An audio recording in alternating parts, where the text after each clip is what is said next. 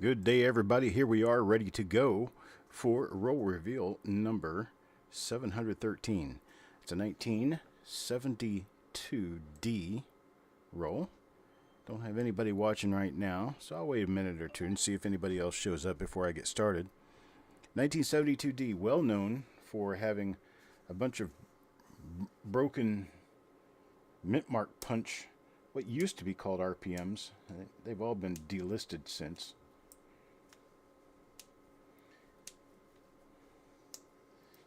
Also a bunch of double dies known for the obverse of 72D. Don't know of anything about the reverse.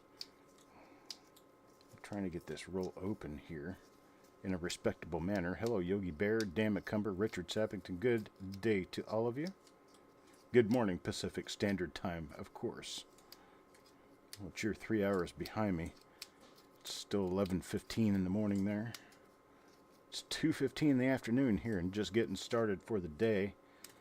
Trying to take care of these rolls and get them done so I can carry them up to Florida with me, or down to Florida, whichever direction it's going to be. South. Down on a map, I guess. But there's no up or down to it because actually I'm higher in elevation than they are, so it would be downhill. I'll be going to the fun show this coming week. Anybody here is going to be going to the fun show, please let me know. We'll get together.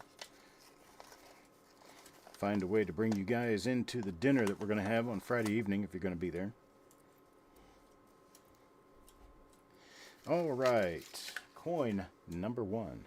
1972D. Here we go. Richard. What do you know? There's Richard right there, and he gets the Circle of Death, of course. And the Circle of Death coin. This is really going to suck because I think it's an RPM. The first coin in the roll here is an RPM, I think. I don't know. Kind of hard to tell now. I thought that had split serifs, but I don't see them now. No? Probably isn't an RPM then. Let's see. Well, we have the recut in on this, which means that probably not going to be any double dies in this lot, because the double dies are all on the ends with no cut, no recut. So there is coin number 1. So number 2, let's see what we're going to do here. IT. Bethlehem gets the second coin in here. Let's see what it is. I get my lighting straightened out first. I had my lighting there for beanbag looking, and I don't have a beanbag, so my light's up too high. Trying to get it down a little bit lower. No, I don't want it. Oh. I can't use it for this. Oh. Let's see. Yep. It's one of those hit or miss things with the 1972s. And unfortunately, it's a lot more miss than hit usually, which is pretty much what's going on here so far. 2 coins in. Found nothing yet. Let's see where this takes us. And that does have the recut N. You can see that there is another N on top of the N that was there to begin with. That is the recut N. Recut N also, on that you will find that the U is doubled on the inside. So there's doubling inside the U trust. Doubling on the S of trust as well. And then over here on the B of Liberty, there's a piece that sticks up off the top of it. This sort of thing up here. That shows you that you've got the master die doubling. We'll check the reverse here on a couple of these. I don't think it's really going to show us anything, but the idea is if you don't look, you can't find what's there, if there is anything there. And there is nothing on this one. So that's coin number 2.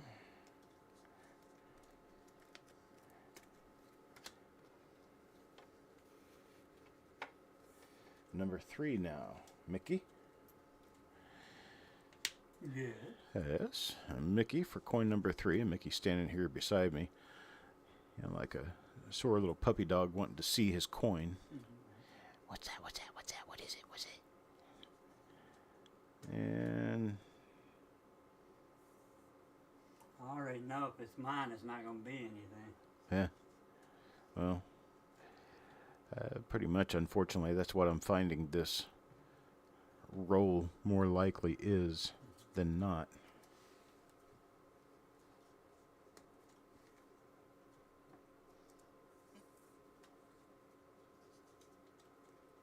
There. Got my lighting situation straightened out so it's a little easier to see that recut N and the word in,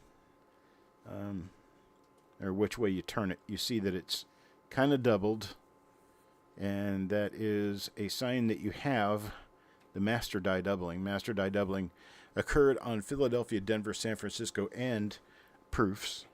You can find them on all of them. There is a die clash mark behind the head right there. It's a die clash out in the field at the bottom of the memorial building. Let's see. Nothing else really here.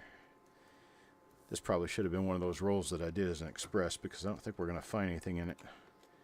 But couldn't know until I opened it. Good day, Beth Land. She says hi to Mickey, too. Hello. And see nothing in the date network area. I've got the recut in again. Oh, there's a nice die clash mark. That is a long die clash mark. Let's see if we have anything to go with it. Nope, I don't see anything of the columns here. But that die clash of the base is pretty nice looking. Big old long straight as an arrow coin, line that sticks up out of the coin. What I was trying to say. Word coin came up way too early in that sentence.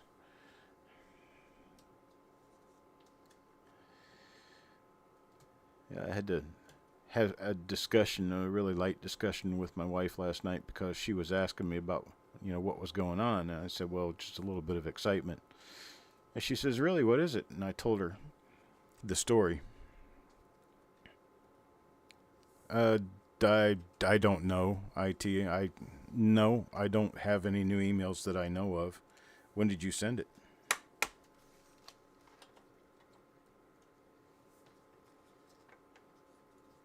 Number 5 now, Roger. Yeah, reveal's not generally a very good time to ask me questions, because I wipe everything out of my mind. I'm only thinking about this roll of coins.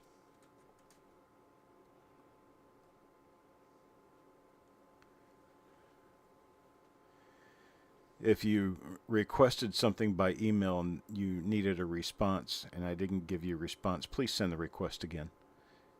Best way to get me to respond to you, unfortunately, is to hit me enough times and eventually I'll respond. I'm basically, you may as well know, I'm basically a social retard. Not my thoughts don't go in the same direction as other people's. And when I'm concentrating on stuff, I don't look at email. When I'm concentrating on email, I don't look at anything else. So anytime I get concentrating on a job or a task, I do that task until I'm finished with what I can do on that task. And then the rest of the task gets put aside. And then I come back to it if I can, when I can. And that is why when I have a show and I send out invoices and the invoices aren't paid within the next day or two, packages tend to sit here for a week or 2 weeks before they get shipped. Because if you haven't paid, I can't make your label. Make your label based on the invoice having been paid. And so if we have a show on Tuesday and you're not paid by Thursday, you're not going to get your package that week, because your package is going to get set off to the side and it won't be looked at until I do shipping again, which will be the following week. So I do shipping pretty much once a week.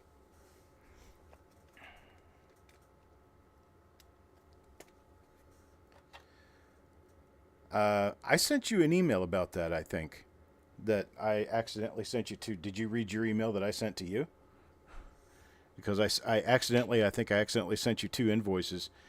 And, oh, check that out. The roof of the building showing through there. Oh, sure On a is. clash. And yeah, I immediately after I did that, I accidentally sent Carl's invoice to you. And so I canceled that one and I told you about it and sent Carl a proper invoice. Yeah, I sent you an email about that. Let's see here. Likes a nice long die scratch. Making up for nothing there, but unfortunately. But yeah, when I get onto shipping packages, I ship packages for the ones I can ship, the ones that have been paid. The ones that haven't been paid, they usually sit until the next time I need to ship. Because I got so many things going on, I can't stop and ship when somebody pays their invoice 7 days after the fact or 5 days after the fact. So it's not punishment, it's just my brain, the way my brain works.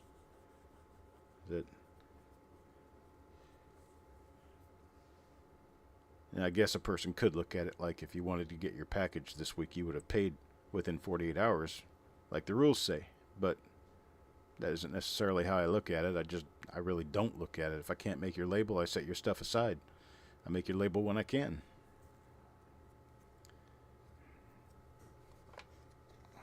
Hey, Bo Palmer. How you doing, brother? Let's see. It's one for Chubby Pop Chaser.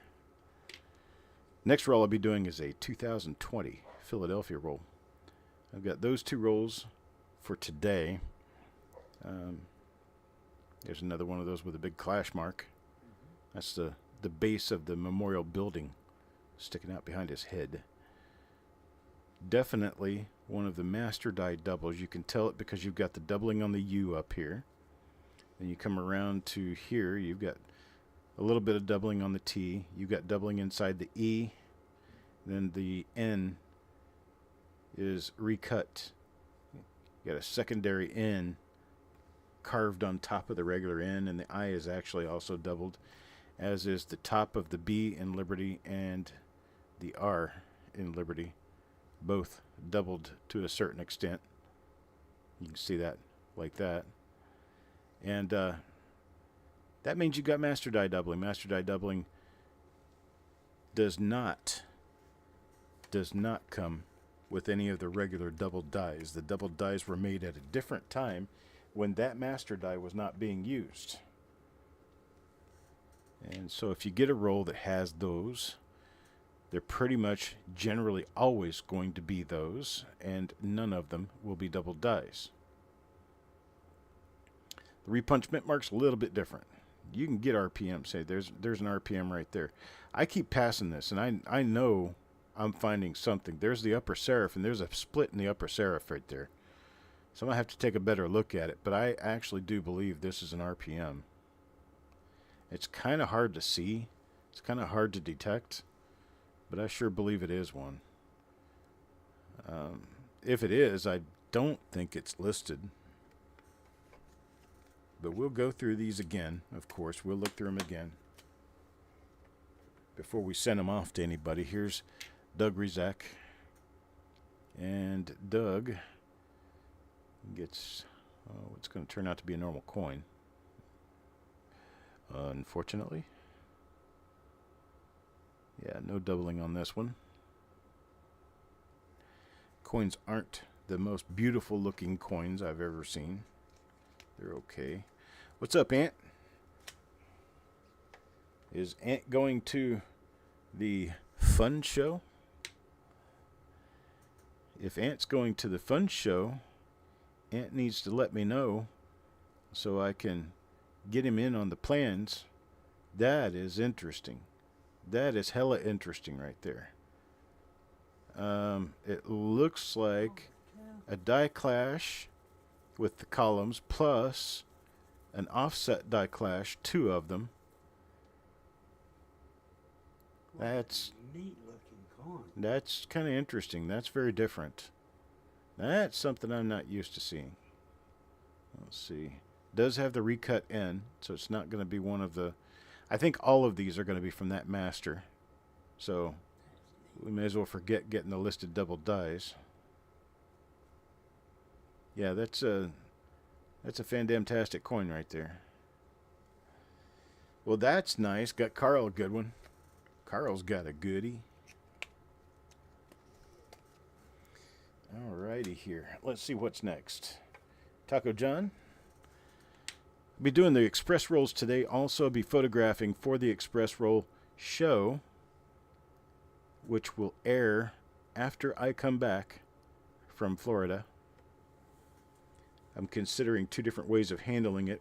One way would be to bring all the goodies from all of the express rolls together in one show.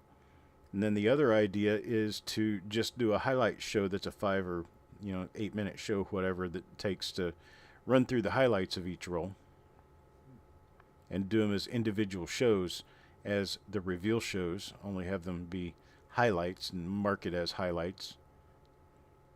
You can let me know which way you prefer. If you prefer it all be in one show, just say one show. If you prefer them to be separated by the roll, where I show the highlights for each of the express rolls, you can say separate shows.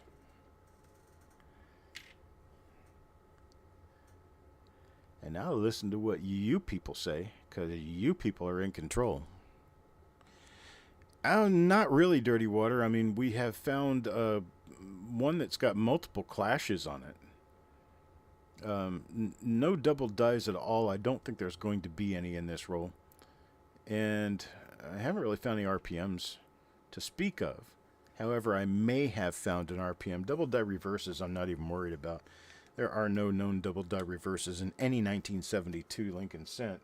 And 1972 Lincoln Cents, especially the Philadelphia and the Denver, are way, way overstudied for there not to have ever been a double die reverse found. So, tells me, somewhat likely, there aren't any. Most of the reason for that's going to be that the lettering on the reverse is so deep and so oddly cut, has such rounded edges and rounded corners that you can't really tell when you've got a really minor double die. And, well, that's really kind of the indicative purpose of doing something like that, is to hide the fact that you still have minor double dies, but nobody's going to want them because they can't really see them. This is the one that I think is an RPM. I can see what looks like a split on the upper serif. And I believe this is an RPM. But all signs everywhere else indicate that we have nothing else going on. William Nelson, good day, sir.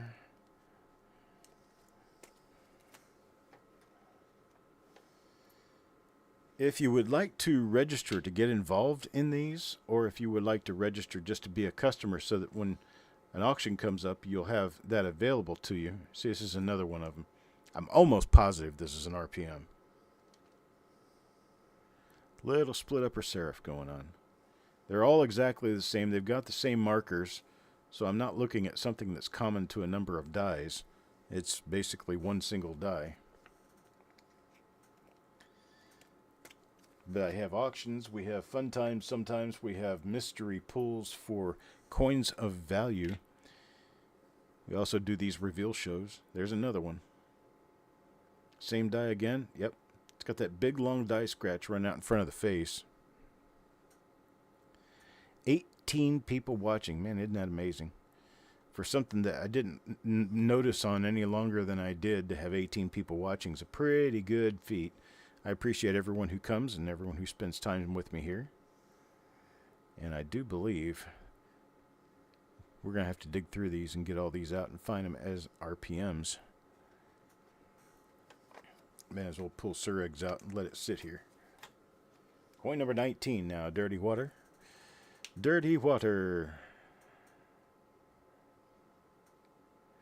Of course, as soon as I start pulling coins out, we stop running into them.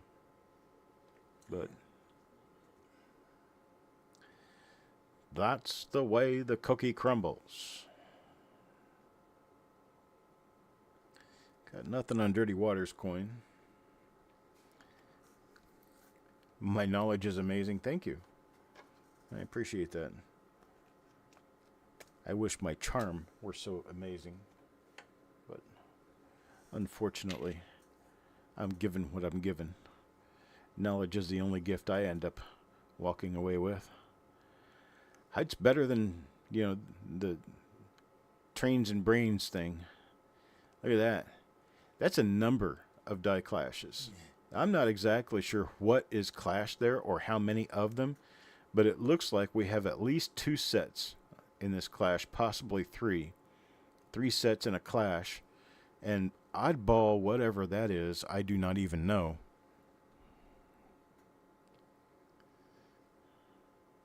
And then we have some columns over here. Almost a full-fledged jailhouse clash. If it had been caught before it got mostly scratched off, it would be a real good jailhouse clash for sure.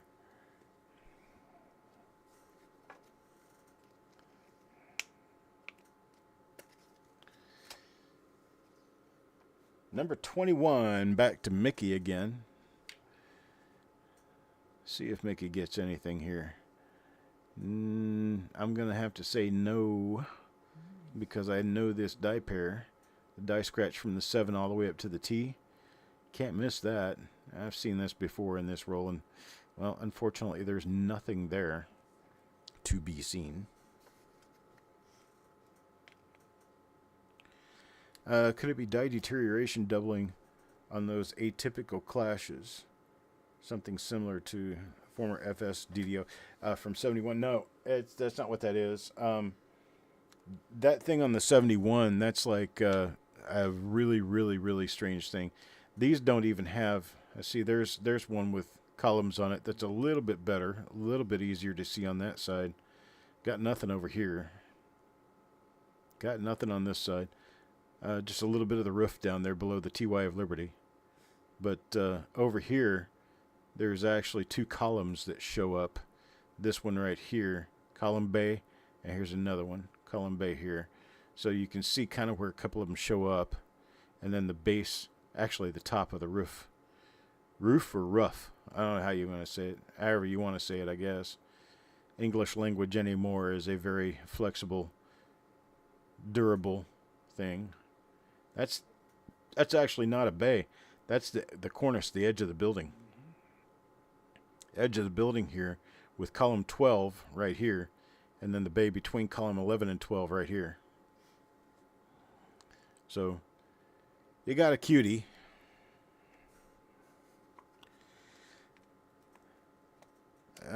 Yeah, with regard to the die deterioration comment, I'm not really sure that it could be die deterioration. Generally, die deterioration doesn't have a pattern. It's just kind of there. So it's like, I can believe this to be die deterioration, all this stuff out here, because there's no real pattern to it. It just is there. But this up here, this is clashed. This is clashed up against something. There's a mark on that die that wasn't placed there by wear. That's one of the RPMs right there. What I'm still going to continue to call a possible RPM. I believe that's going to be number 8. Don't hold me to it. What it looks like. Mickey's trying to attribute it and says he thinks it's number 8. Yeah, don't hold me to it. Which we can go ahead and call it an RPM for now, but just understand that I'm going to be looking through these again. And if it doesn't turn out to be listable RPM, we'll just have to kind of forego the whole process of, redoing flips and all that stuff. But for right now, we can consider that a possible RPM. So, with it being the only possible interesting variety in the entire roll, it's sort of exciting. That's right, an RPM clash. That's right, yes, definitely. Here's another one of them, I think. Nope, this is different. That one's got, that one's got clash marks running across the Liberty. And does it have anything here? Nope, it's polished off there. And not an RPM. Not a double die lid, double deer. and not a double die. So, there's that. All right, coin number 26. We are now halfway through the roll, making our way through the second half of the roll. I get IT involved here again. And that one is one of the 7 to T die scratches. Got nothing on this one. A little bit of a clash mark. That's about it. Actually got a little bit of a couple of columns here too. Not real easy to see. They've been mostly polished off. Hello, Tyler. If anybody hasn't seen my post on Facebook, happens to be in Facebook, about Tyler and his struggle right now, he would really appreciate a $5 bill. I mean, just anything. And if you can't give anything, at least share the post so other people can try. I can understand with the holidays happening last week, and a lot of people got kids that they're taking care of and stuff like that, and kids love to see gifts. I can understand if, people don't have cash to give right now. But if you don't have cash, if you share it, I'm sure that there are people out there who do, who wouldn't mind giving a few bucks to the cause. Yeah, I'll be sending you something, Tyler. Mickey says he'll be sending you something, Tyler. All right, here's one for Roger. Let's see what Roger ends up with here. Tyler is one of the family, folks.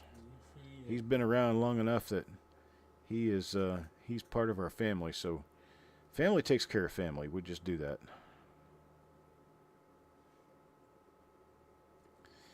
Got nothing on that one either. That one's for Roger. Number 29 now. This is Paul Hampton. That next roll that we've got, we are supposed to be able to find DDO number 1 in that roll. This is one of the ones that have been removed. It's got just a little bit of doubling inside the upper lip of the mint mark. I'll show you that so you guys will know which ones to skip, because these have been removed from all listing systems. Let me get this a little bit brighter so it's easier to see. Focus it in real well. This little line right up here that looks like a separation, pitch all of those. None of these are listed anymore. They used to be, and then they were all delisted because it's believed to be some form of damage on the punch, which I'm not necessarily a subscriber to, but they are identical, they are rather uninteresting, and so we're not spending time on them. It is what it is. Well, at least the coins are getting nicer. I mean, some of the coins that had problems earlier on in the roll, we're not running into that now. We seem to be running through a little streak of nice, clean-looking coins. Gotta back out some more. They're too close. I don't like being able to see the nanostructure of the surface of a coin. I'm just looking for die varieties. So, there we go. There we go. And see, this one almost looked like it could have had a split on the lower part there, but it doesn't. Just one of those things that happens to your eyes when you're looking for something. It tends to show up. It's because you're looking too hard. Looking too hard to make it happen. So your eyeballs tend to want to make it happen.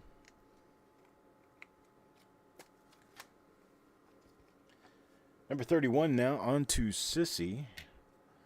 I tell you what, with the medical problems that Tyler has had, I'm not going to get into the details. The medical problems that Tyler has had, everyone, if they had those same medical problems, would much appreciate a little bit of a hand. Especially if they don't have insurance to pay for it. Medical bills can be atrocious, nasty things. Well, through coin number 31, haven't found anything but a few examples of what I believe to be an RPM. I think that's probably going to be all we're going to end up finding in this roll if my guessing is good. And my guessing is usually pretty close. So if we do find a real double die in here, I'll have to eat my shorts. But, yes, you can, Dirty Water. In fact, yes, please do.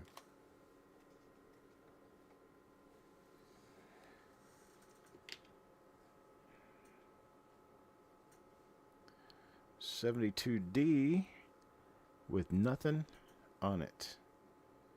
There we go. Hey, look at that. There's another one of those funky dunky coins, one of those weird things.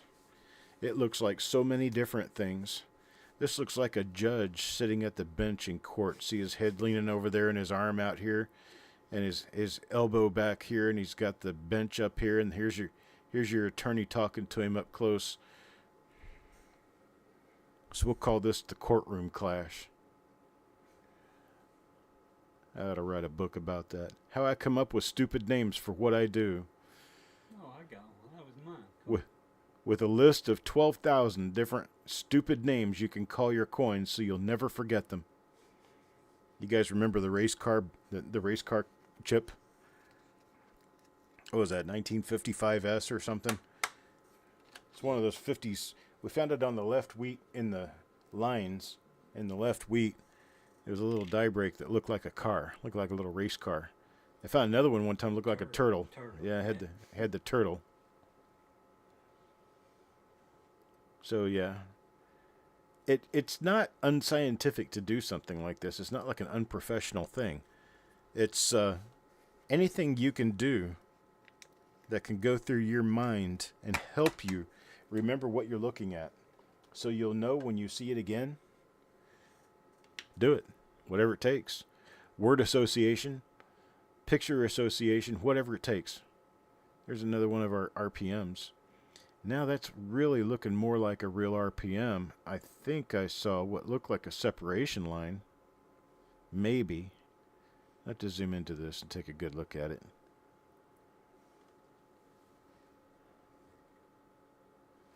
Yeah, I think I might be seeing a separation line there. Kind of running right along here.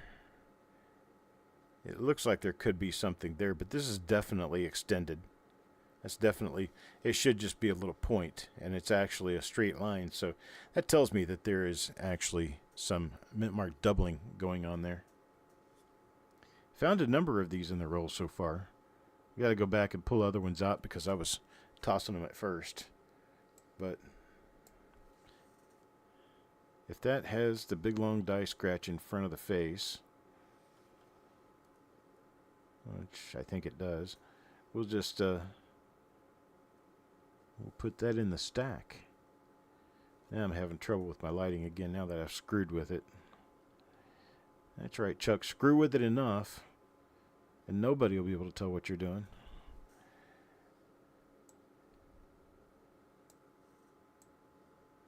Maybe that's the point. There we go. Okay, yeah, that looks pretty good. See, now you can kind of see a dark line running right up and down the ridge on the vertical part of the mint mark. That tells me there's something there. It looks too wide as well. There it is.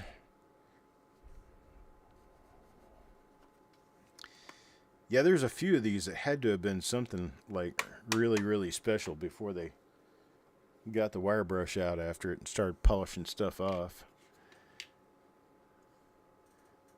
Sometimes makes you wonder, or actually makes you wish, that they had never discovered the wire brush. Yeah, there's nothing on that. Just split on the upper part of the mint mark that has been delisted over time. There's a good 5 or 10 different dies that sort of thing appears on. It's kind of like the broken corner on the 1979 punch for the 1979D. Just had yesterday or a day before, my days run together because I'm up here 14, 15 hours a day. I can't remember what day I did what. But I got a Here's another one of them. Even though it's got machine doubling on it, it's still one of the RPMs. There's your die scratch out in front of the face to prove it. Yeah, I got a set of pictures of a few different dies of 1974D that showed what appeared to be the same corner chip on the punch that the 79D has. And I kind of immediately answered it and said, yeah, that's been way over published through the years. Everybody knows about it, blah, blah, blah. And then I said, oh, wait a minute. He pointed out that this is a 74, you know.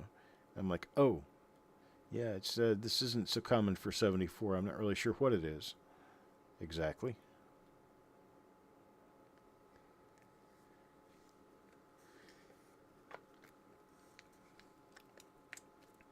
I don't know and never will know what everything is.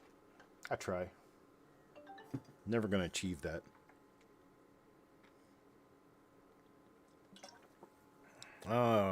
Mr. Huarbe comes in and calls us familia. That is a good thing right there. Anytime a Spanish-speaking person comes in and calls you familia, they're really including you. I think this is another one of them. I don't know how many of these I've actually kept out, but I'm going to have to go through the whole pile again anyway. Yeah, this is one of them. So Paul is going to see one of them. Dan McCumber. Let's see what Dan gets. Dan. Not one of that RPM. See what I'm talking about? How the point on this one, the point on the left corner, is relatively sharp. Now, next time I see one of those other ones, memorize what this looks like. Just put it in your brain. Just file it right there in the very front, because you're going to see what I'm talking about here pretty soon. There's another one of those things. There's Dan gets one of those courtroom. Yep, there it is. There's the judge and the attorney right there talking. You see, this is the jury over here, and there's the attorney, and here is the judge and his bench. And so he says, approach the bench, and the attorney comes up and he's talking to him. You got the jury over here sitting watching everything going on. That's like the stenographer typing there. Which one? Where? Oh, that? Oh, okay. Yeah, this one is a stenographer. Well, I tell you what, that is a job that back in the day you could get good bank for having a job like that, because that takes a lot of courses in basically typing in a different language. It's English, but the words are all spelled funky. All right, here we go again. Remember that RPM that I showed you? And then you remember the other die? And this is one of the other die. So we're going to see an RPM probably here pretty soon, because I've got quite a few of them in this roll.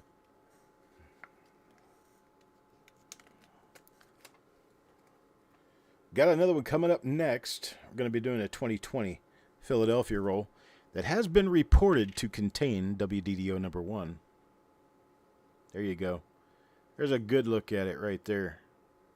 That is definitely a split upper serif. Definitely a split upper serif. You can see how not sharp that edge is, that corner. It kind of leans down for a bit. It's not number 8. Robert Bruce, no sir. That didn't start until 1979 or 1980. 1977 has dimes with no mint marks. What year did it start? 79 or 80? I'm sorry. Mint marks on dimes, on Philadelphia dimes. Oh shoot, I don't know. I don't even look at dimes. So. Yeah, I don't remember very well, but I know 77. The Philadelphia is plain. I believe it's 1980. There's some of them at 79, some of it's 80. I think the 79 was Susan B. Anthony dollars only, and then 1980 everything else followed. Because 79 was the first year of issue for the Susan B. dollars.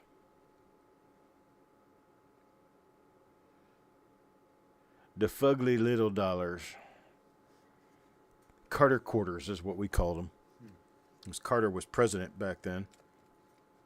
And kind of had to go through his cabinet to approve making these littler dollars. And because they made them wrong, because the approval through the mint was actually incorrect in how they were done. It has 11 sides, but the 11 sides are to the inside of the rim.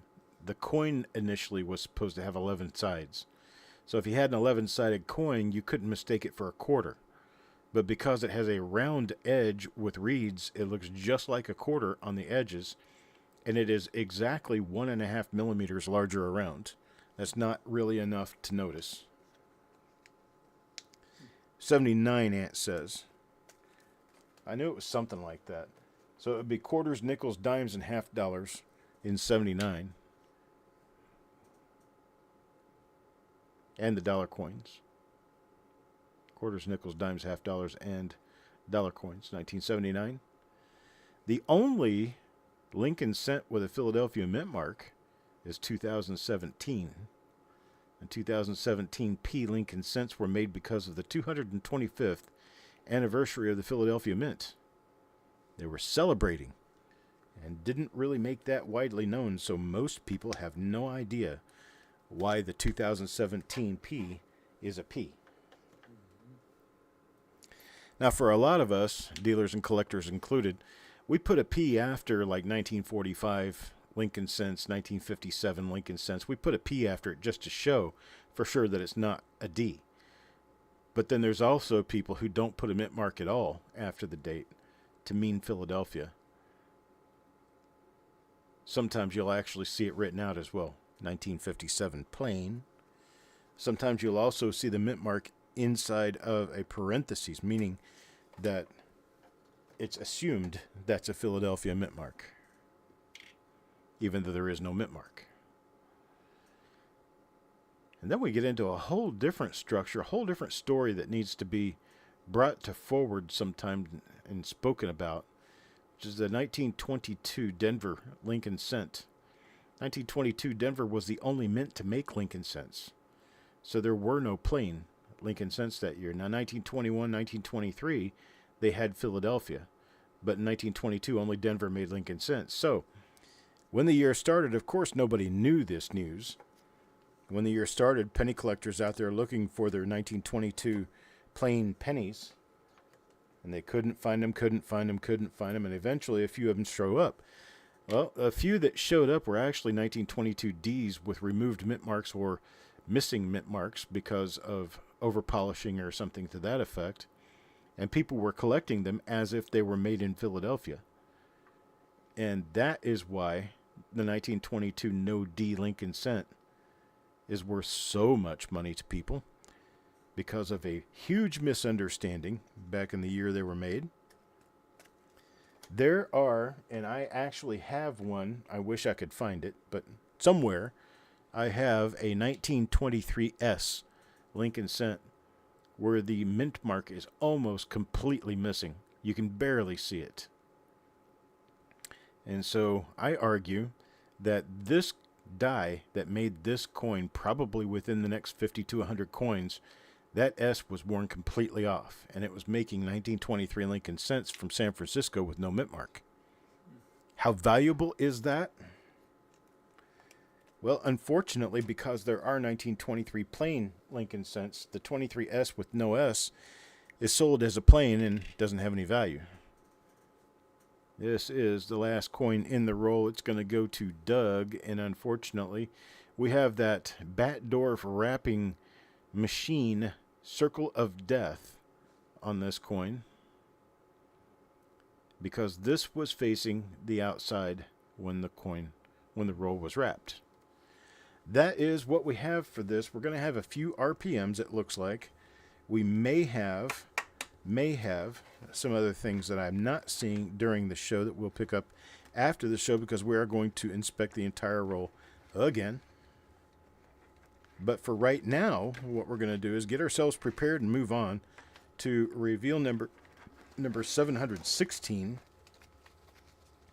which is our other live roll for this week. And then I'll start doing the others. Once I get the others done, we will be making a show possibly one show. I didn't see anybody saying one way or the other.